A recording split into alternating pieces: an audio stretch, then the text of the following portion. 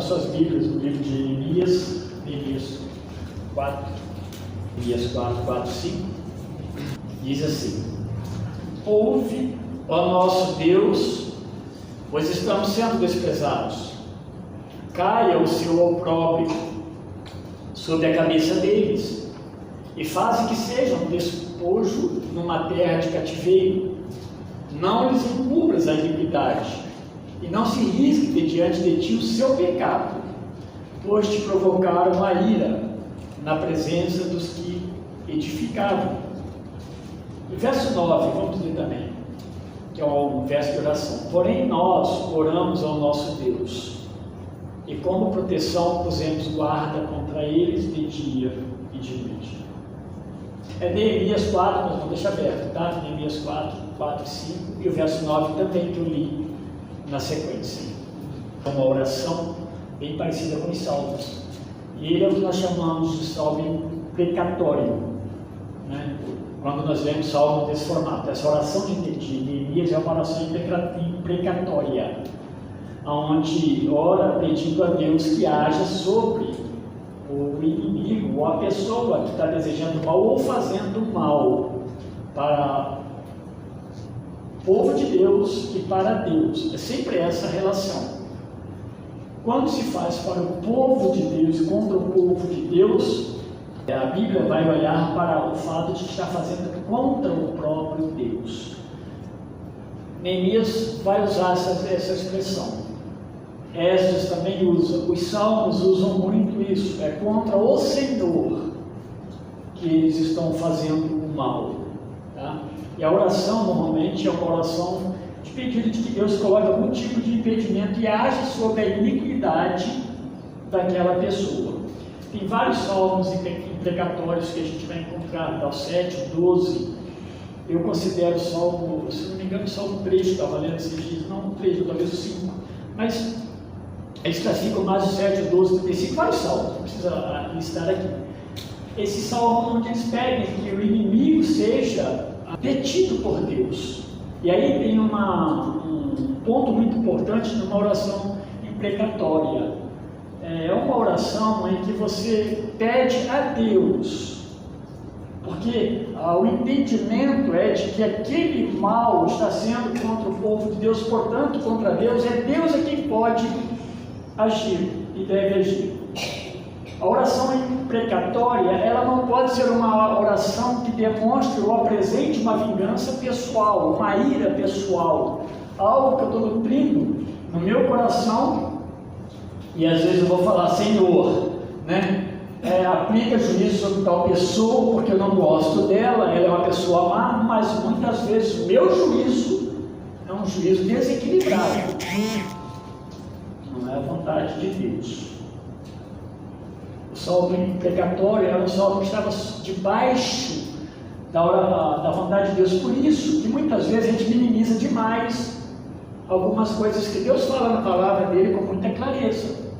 A ação de Deus sobre as pessoas que fazem mal. Então, normalmente nós oramos pedindo a Deus que coloque algum tipo de impedimento. Nós vemos pessoas nos nossos governos, desde aqui até a esfera federal, que são nitidamente pessoas más, só não reconhecem quem não quer reconhecer. E não somente nisso, na esfera de autoridade policial, muitas vezes, e no meio nosso, no meio do povo, de uma forma geral. Pessoas que são más. Então Neemias, ele está orando esse salmo, ele não está fazendo nenhum tipo de retaliação a alguém. O próprio Senhor Jesus, ele usa em alguns momentos a linguagem imprecatória. Quando ele fala, principalmente em Mateus 23, que ele fala com os seus discípulos, mas dirigindo aos fariseus também: ai de vós, fariseus hipócritas. Em algum momento Jesus fala: seu juízo já está selado por causa da maldade de vocês. Então não é uma linguagem incomum no nosso meio. Paulo também vai diversas vezes, Paulo vai até citar salmos imprecatórios na sua palavra. No Novo Testamento ele vai fazer citação de salmos imprecatórios. O salmo, esse salmo imprecatório, que a gente fala que é um salmo de de pedido de Deus para ação de Deus, interrupção de alguma maldade, né? E chamar Deus, né, na sua oração para esse propósito. Ele vai muitas vezes expressar aquilo que alguma até emoção do salmista, mas não uma vingança, nunca uma vingança pessoal. O salmo imprecatório tem que ser um salmo que seja produzido de fato pela presença do Espírito Santo de Deus em nós, não um salmo de maldade. E às vezes a gente vai ouvir de cristãos um desejo de vingança. Às vezes as pessoas falam no seu Deus vai vingar. Olha, Deus, é só Deus que age sobre essa situação, até mesmo sobre essa pessoa. Mas cuidado, que às vezes o nosso desejo, esse desejo é um desejo meu, que Deus vingue, então depois eu vou ficar muito contente se Deus vingar, né? E vingar o quê? Vingar aquilo que eu desejo, aquilo que realmente eu quero que aconteça com tal pessoa, tá? Expressar então esse tipo de linguagem de oração ao Senhor não é uma atitude pecaminosa, ela não é errada. Você vai encontrar isso na palavra de Deus bem repetidamente. Essas orações, elas ocorrem diante de opressões de injustiça, por exemplo, por injustiça, né? Alguém que produz injustiça na vida de alguém, e na oração ela vai retratar de certa forma um zelo por Deus e um zelo também de Deus pelo seu povo. Aí a gente vai voltar na oração aqui, para a gente dar mais uma olhada melhor, para a gente perceber como que ele estava orando. Como fazer a oração, então, imprecatória? Talvez, meus irmãos, possa pensar na questão, nós nos entristecemos, por exemplo, pelas divisões presentes no meio do povo de Deus, as indiferenças, os erros de não só a interpretação que provoque, né, um viver errado no meio da igreja, interpretações que tragam divisão no meio do povo de Deus. Não estou falando nem só da igreja. Hoje nós falamos, por exemplo, de evangelho e evangélicos. Evangélicos são aqueles que se utilizam do evangelho, mas tudo que se diz evangélico é evangélico. Há coisas, meus irmãos, que infelizmente é pior do que um não crente. Então esse tipo de coisa precisamos orar a Deus para que de fato Deus separe, faça, mas talvez que Deus também nos santifique, para que nós não sejamos apenas alguém que julga os outros, mas nós não nos corrigimos diante do nosso Deus. Mas na oração imprecatória nós vamos pedir a Deus por esse tipo de ação de Deus no meio de nós, para que Deus resolva os litígios. Nem sempre nós precisamos orar a Deus para que Ele haja em cima de uma pessoa. Há casos que nós vamos orar por alguns problemas que estão ocorrendo e nós precisamos colocar de uma forma muito clara. Quando nós oramos de forma imprecatória, nós nos posicionamos à luz das Escrituras. E aí cabe muito bem a questão de governos. O que nós servimos?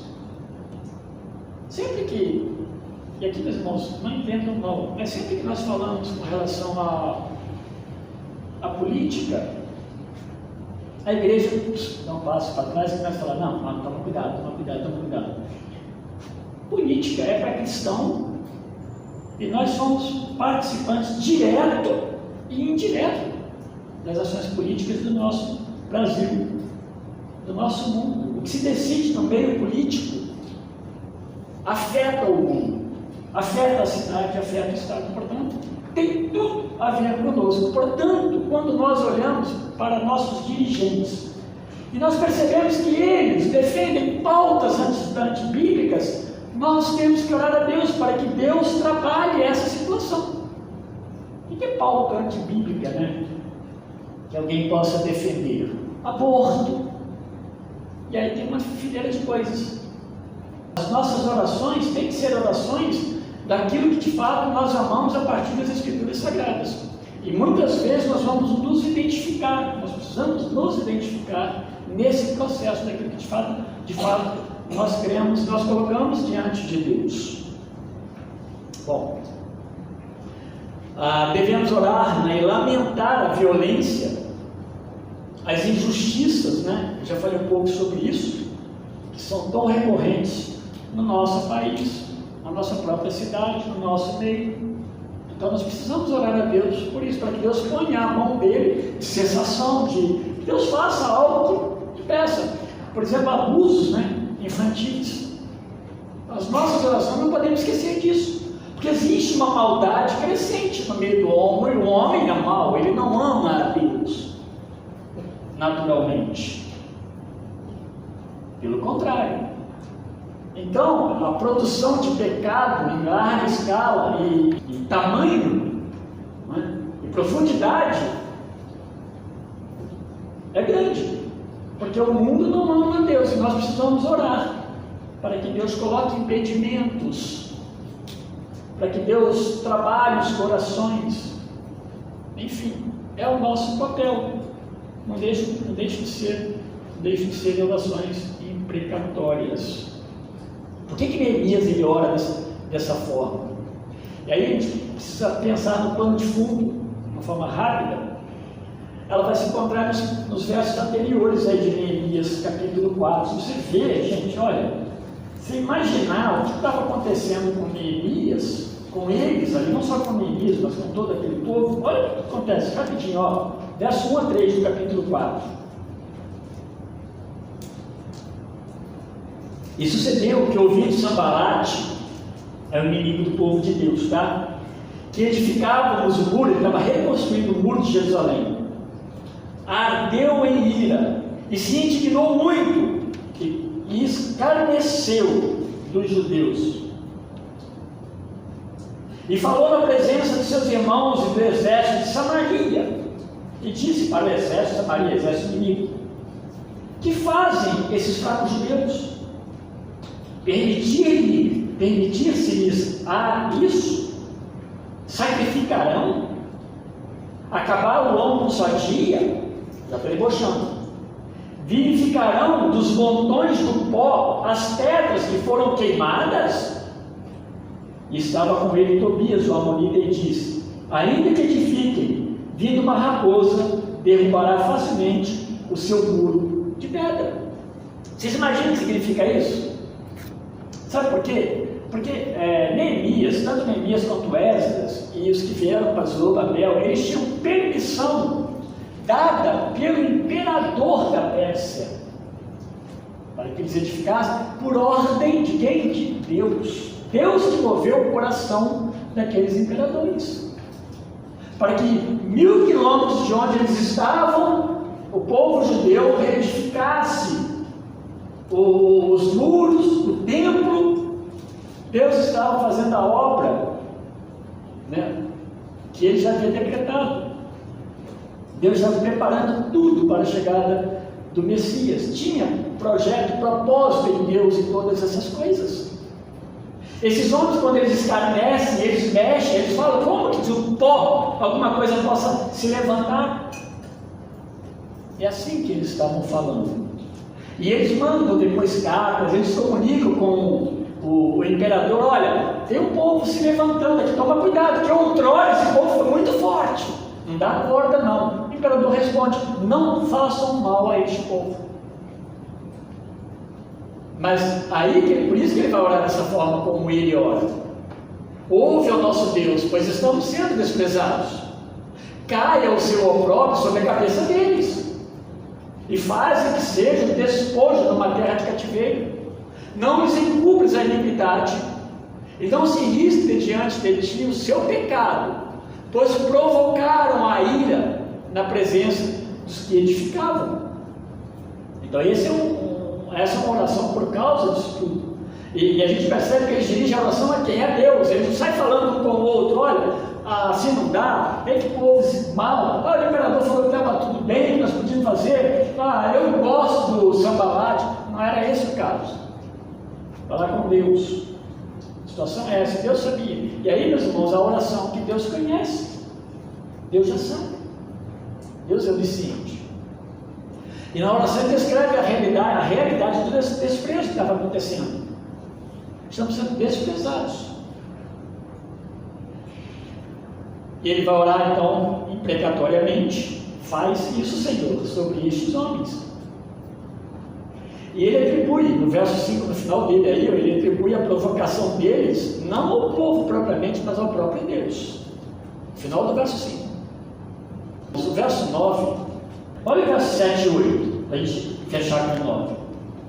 E sucedeu que, ouvindo Sambalate e Tobias, e os arábios, e os amonitas, e os asdoditas, que tanto ia crescendo a reparação dos muros de Jerusalém, que já as roturas se começavam a tapar. Iraram-se sobremodo. Olha só, verso 8: e ligaram-se entre si todos para virem atacar Jerusalém e para os desviarem do seu intento. Eles estavam 1000 quilômetros longe do rei. Vamos atacar e vamos derrubar. Os muros estão sendo edificados. E aí, no 9, que nós lemos também, ele diz assim: porém nós oramos, olha só, ao nosso Deus, e pusemos uma guarda contra eles de dia e de noite por causa deles. Você orou, então você seja prudente. Não uma oração depois: eu orei, mas aconteceu, eu fui imprudente. Eu orei, mas não vigiei. Eu orei, mas desprezei a minha própria oração. Neemias, ele toma providência, sim. E por certo Deus o orientou nesse processo todo.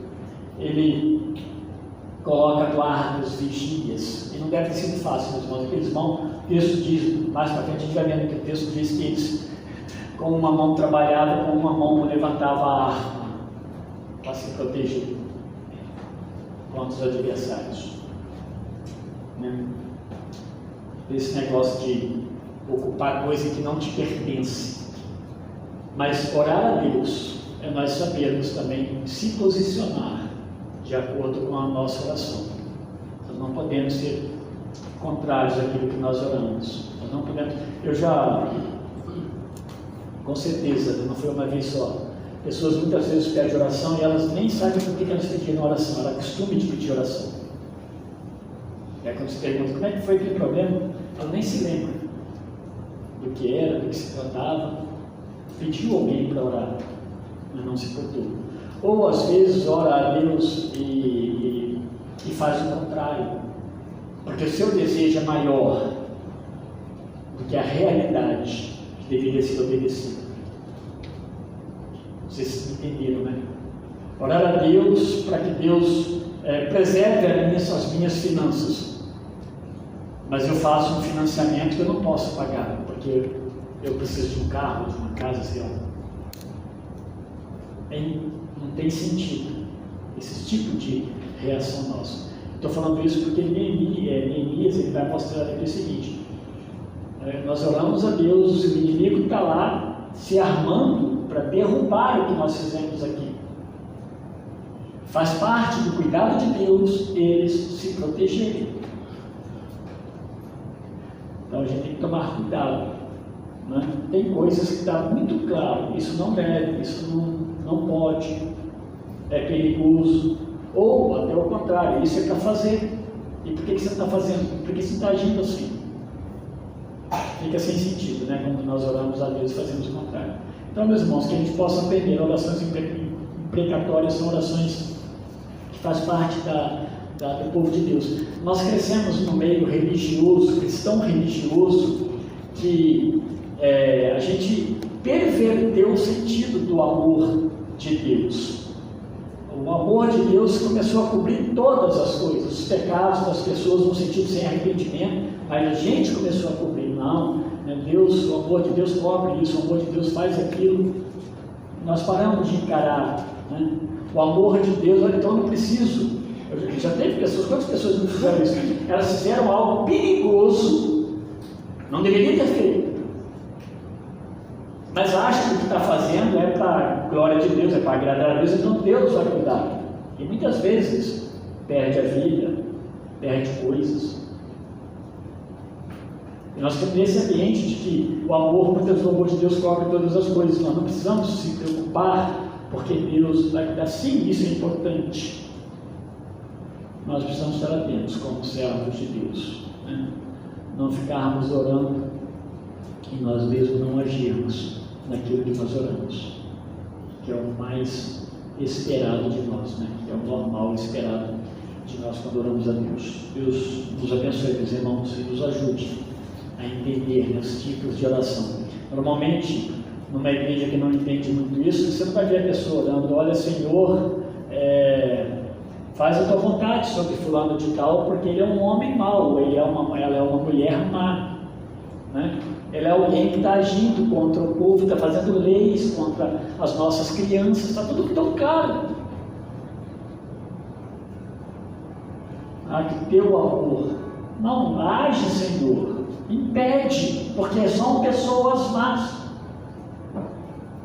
E se elas se converterem, né, louvado seja o Senhor na sua luz.